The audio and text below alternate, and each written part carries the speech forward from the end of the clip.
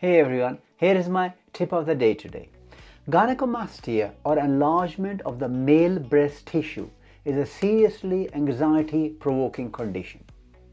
One has to differentiate between true gynecomastia and pseudo-gynecomastia.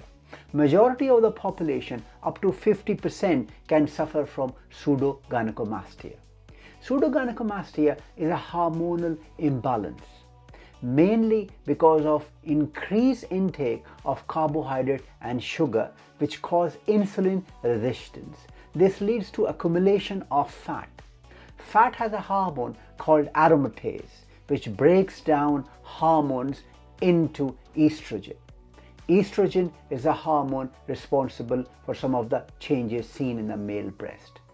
Cut out your carbs, cut out your sugar, reduce fat, and your gynecomastia will go away. Thank you.